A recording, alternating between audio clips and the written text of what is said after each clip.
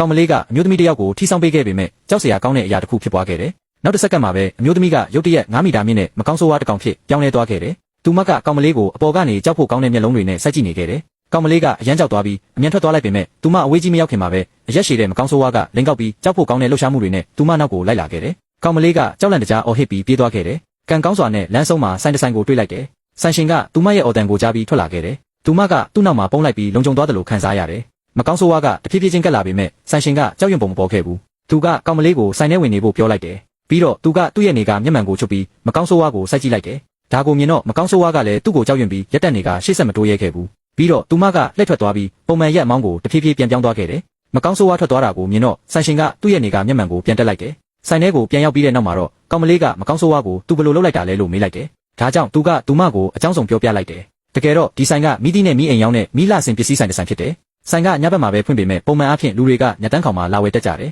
ပြီးတော့သူတို့အားလုံးကအရန်ထူးဆန်းကြတယ်တချို့ကမအေးဘဲနဲ့အနှွေးထည်ထူကြီးတွေဝတ်ထားကြတယ်သူတို့ရဲ့ခန္ဓာကိုယ်တွေကနှင်းတွေနဲ့ဖုံးလွှမ်းနေပြီးသူတို့ရဲ့ထွက်သက်ကလေထုထဲမှာအခိုးအငွေ့တွေဖြစ်သွားတယ်တချို့ကသူတို့လက်တွေတန့်ရှင်းနေပေမဲ့တကားတွေပေါ်မှာနှင်းတွေနဲ့လက်ရာတွေခြံထားခဲ့ကြတယ်တချို့ကတော့သူတို့ခေါင်းပေါ်ကနေရေတွေတဆက်ဆက်ကျနေခဲ့တယ်ဆိုင်ရှင်ကကောင်မလေးကိုလူစိမ်းတွေနဲ့ပတ်သက်ရင်တတိထားဖို့တတိပေးခဲ့တယ်မင်းသာထူးဆန်းတဲ့လူတစ်ယောက်နဲ့တွေ့ရင်သူတို့ကိုမမြင်ဟန်ဆောင်ပြီးဘယ်တော့မှစကားမပြောရဘူးမင်းမတော်တဆစကားပြောမိခဲ့ရင်တောင်သူတို့ကဘာမှမထူးဆန်းတယ်လို့ဟန်ဆောင်ရမယ်ကောင်မလေးထွက်သွားပြီးတဲ့နောက်မှာတော့ဆိုင်ရှင်ရဲ့မျက်နှာကပြောင်းလဲသွားခဲ့တယ်သူ့မျက်နှာကအရေးအကြောင်းတွေထနေပြီးအရင်ကနဲ့မတူတဲ့တခြားလူတစ်ယောက်လိုဖြစ်နေခဲ့ပါတော့တယ်